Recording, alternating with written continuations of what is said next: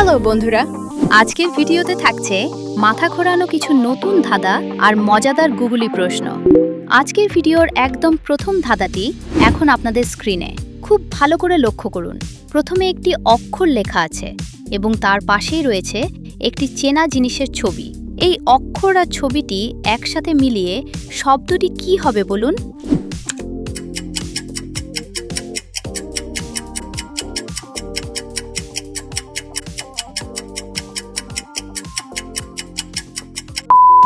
সময় শেষ। আমার বিশ্বাস আমাদের বুদ্ধিমান বন্ধুরা এতক্ষণে সঠিক উত্তরটি কমেন্ট বক্সে লিখে ফেলেছেন। চলুন এবার উত্তরটি মিলিয়ে নেওয়া যাক। দেখুন, প্রথমে আছে বাংলা অক্ষর গ আর তার পাশে একটি আয়নার ছবি। এই দুটিকে যদি আমরা একসাথে জুড়ে দিই তাহলে শব্দটি হয়ে যাবে গয়না।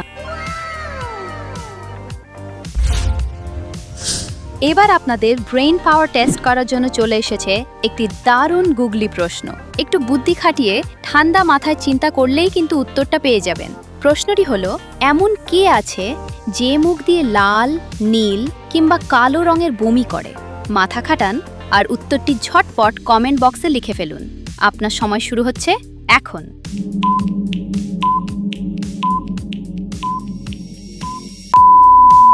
সময় শেষ। কি বন্ধুরা, ধরতে পেরেছেন? সঠিক উত্তরটি হলো কলম বা পেন।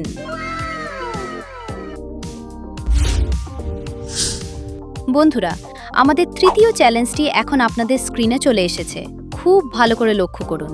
এখানে দুটি টেক্সট এবং মাঝখানে একজন অত্যন্ত পরিচিত মানুষের ছবি দেওয়া আছে। এই তিনটি ক্লু একসাথে মিলিয়ে একটি শব্দ তৈরি করুন তো। আপনার সময় শুরু হচ্ছে এখন।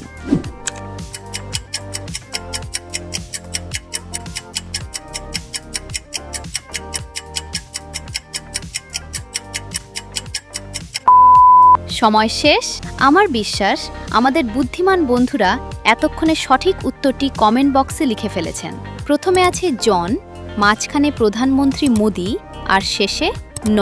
তো এই তিনটি ক্লু একসঙ্গে জুড়লে যে সুন্দর শব্দটি তৈরি হয় সেটি হলো জন্মদিন। বন্ধুরা, আমাদের 4 নম্বর ধাঁধাটি কিন্তু একটি দারুণ হাসির এবং বুদ্ধির প্রশ্ন। প্রশ্নটি হলো, এমন কোনো গাড়ি আছে যার ড্রাইভার সামনে নয় বরং সব সময় পেছনের দিকে বসে গাড়ি চালায়? একটু চিন্তা করুন আর উত্তরটা কমেন্টে লিখে ফেলুন।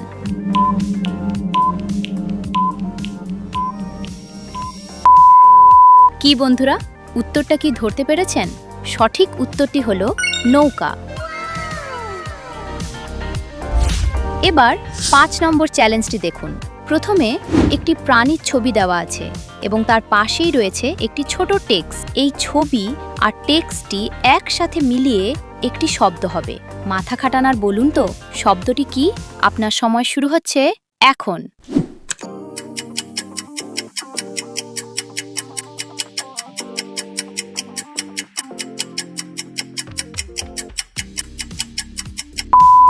দেখুন, প্রথমে আছে একটি সাপের ছবি আর তার পাশে লেখা আছে রি।